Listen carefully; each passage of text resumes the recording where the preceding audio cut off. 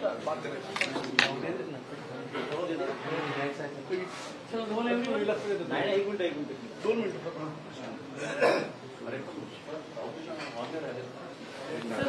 मोदीजींची पहिली सभा महाराष्ट्रात होत आहे। प्रचाराची एक सुरुवात जी आहे, मोदीजींचं एक वादळ जो आपण नेहमी सांगायचे तो आज महाराष्ट्रात दाखल झाला। आज आमच्याकरता अतिशय आनंदाची गोष्ट आहे की मोदीजींची पहिली सभा ही विदर्भामध्ये चंद्रपूरमध्ये होते। प्रचंड उत्साह लोकांमध्ये पाहायला मिळतोय आणि विशेषतः मोदीजींच्या सभेने सगळं वातावरण बदलतं। आज विदर्भामध्ये भारतीय जनता पक्षाला आणि महायुतीला अनुकूलता आहे, पण मोदीजींच्या सभेने ती अनुकूलता अधिक मोठ्या विजयामध्ये परिवर्तित होईल याबद्दल माझ्या मनामध्ये शंका नाही।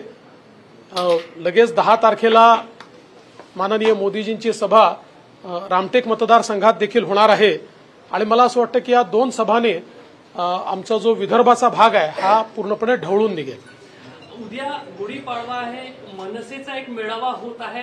खूप दिवसांपासून चर्चा वेगवेगळ्या सुरू होत्या, काही गुढीपाडव्याच्या दिवशी एक वेगळी गोड बातमी मिळणार आहे का, काय अपेक्षा आहे? नाही, अर्थात एक गोष्ट या ठिकाणी सांगितली पाहिजे की मनसेशी काही चर्चा या गेल्या काळामध्ये आमच्या झालेल्या आहेत। विशेषतः मनसेने जेव्हापासून हिंदुत्वाचा अजेंडा घेतला तेव्हापासून त्यांची आणि आमची एक प्रकारे जवळीक वाढली आहे आणि निश्चितपणे आमची अपेक्षा अशी आहे की शेवटी श्री राज ठाकरे हे तसे पहिले व्यक्ती होते की ज्यांनी 2014 साली मोदीजींचं एंडोर्समेंट केलं होतं आणि जाहीरपणे भूमिका घेतली होती की मोदीजींना प्रधानमंत्री बनवलं पाहिजे। ठीक आहे, मधल्या काळात त्यांनी काही वेगळी भूमिका देखील घेतली, पण मला असं वाटतं की आज त्यांना देखील हे मान्य असेल की ज्या प्रकारे 10 वर्षामध्ये मोदीजींनी भारताचा विकास केला, एका नव्या भारताची निर्मिती ही त्या ठिकाणी झाली, तर अशा परिस्थितीमध्ये सर्व लोकांनी मोदीजींच्या पाठीशी उभं राहिलं पाहिजे। विशेषतः जे लोक राष्ट्रीय विचाराने प्रेरित आहेत, ज्यांच्याकरता समाज प्रथम आहे, राष्ट्र प्रथम आहे, अशा सगळ्या लोकांनी मोदीजींसोबत राहिलं पाहिजे। आणि म्हणून मला विश्वास आहे की श्री राज ठाकरे आणि त्यांची महाराष्ट्र नवनिर्माण सेना ही देखील महायुतीसोबत त्या ठिकाणी राहील, मोदीजींच्या सोबत राहील, मोदीजींना त्यांचा पाठिंबा असेल। अर्थात त्यांचा पक्ष आहे, त्यांना निर्णय घ्यायचा आहे, पण माझी मात्र निश्चितपणे त्यांच्याकडनं ही अपेक्षा आहे की यावेळी त्यांनी मोदीजींना पाठिंबा दिला पाहिजे। महायुतीमध्ये उद्या नवीन पक्ष एक अशी अपेक्षा आहे की महायुतीचा विस्तार होऊ शकतो। मला जे बोलायचं आहे मी बोललेलो आहे। आता तुम्ही फिरून फिरून प्रश्न विचारला तरी देखील त्याचं उत्तर तेच असणार। दक्षिण मुंबई आणि दक्षिण पश्चिम मुंबईचं सोबत येणार का मग मनसे तुमच्यासोबत, कारण की त्यावरून जागा मागत होते मनसे? मी तुम्हाला उत्तर दिलेलं आहे, तुम्ही किती फिरून फिरून विचारलं तरी वेगळं उत्तर येणार नाही। रत्नागिरी सिंधुदुर्ग संदर्भात उमेदवाराबद्दल खूप हे आहे आणि प्रचार सुद्धा सुरू झाले, बैठका होत आहे, मात्र नाव घोषित होत नाही। असं आहे की आता ज्या काही उर्वरित जागा आहेत त्यांची एकत्रित घोषणा आम्ही करणार आहोत आणि प्रचाराला लागलंच पाहिजे, कारण शेवटी उमेदवार कोणी असला तरी देखील प्रचार हा कामीच येतो। त्यामुळे भाजप असेल, शिवसेना असेल, राष्ट्रवादी असेल किंवा सगळ्या मित्रपक्षांनी आपापल्या परीनं त्या ठिकाणी सगळ्या उरलेल्या जागा जिथे उमेदवार घोषित व्हायचे आहेत तिथे तयारी केली पाहिजे असं आम्ही ठरवलं। किंबहुना प्रत्येक विधानसभा मतदारसंघाच्या मेळावे घ्या असं देखील आम्ही सांगितलंय। सांगितलं सगळे एकत्रित ठरतील।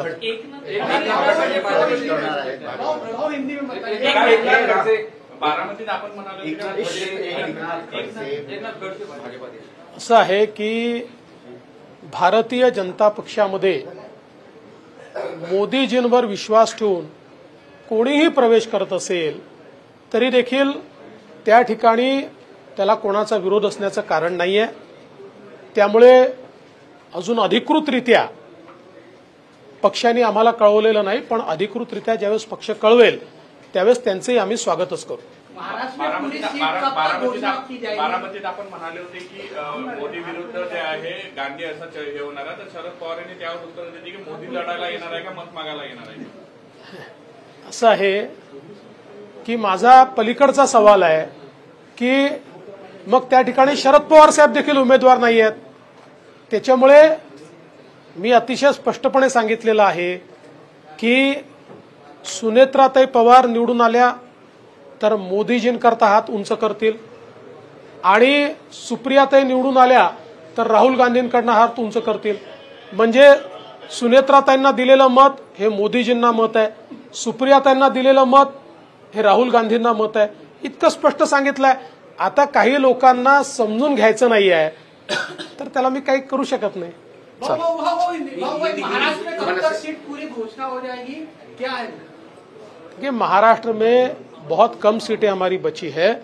जो सीटें बची है वो अंतिम फेज की सीटें हैं. जल्दी ही उसकी घोषणा हम लोग करेंगे. तकरीबन हम लोग निर्णय तक पहुंच चुके हैं. जल्दी हम घोषणा कर देंगे. देवेंद्र जी, मनसे की कल सभा होने जा रही है, कुछ कहना चाहेंगे? ठीक है, मैं इतना ही कहूंगा कि कल जो मनसे की सभा होने वाली है, ऐसा राज ठाकरे जी ने कहा है कि उनकी भूमिका वो कल स्पष्ट करेंगे. तो मैं अपेक्षा व्यक्त करता हूं कि उन्होंने मोदी जी को समर्थन देना चाहिए, महायुति को समर्थन देना चाहिए, क्योंकि 2014 में वे ऐसे व्यक्ति थे कि जिन्होंने सबसे पहले एक प्रकार से मोदी जी को समर्थन दिया था. बीच में कुछ समय वो हमसे नाराज भी रहे, बाजू भी रहे, लेकिन पिछले कुछ सालों में उन्होंने जो हिंदुत्व का एजेंडा लिया है, उनका हिंदुत्व का एजेंडा ये हमारे एजेंडे से मिलता जुलता इस प्रकार का मिलने वाला एजेंडा है. इसलिए मुझे ऐसा लगता है कि इस प्रकार की ताकतें बटी रहे ये ठीक नहीं है. और मैं अपेक्षा व्यक्त करता हूं कि वो निश्चित रूप से मोदी जी के साथ जाएंगे. राजेंद्र गावित कमळावर लढणार अशी चर्चा आहे. ताजे अपडेट मिळवण्यासाठी उस्मानाबाद न्यूजला सबस्क्राईब करा आणि बेल आयकॉन प्रेस करण्यास विसरू नका.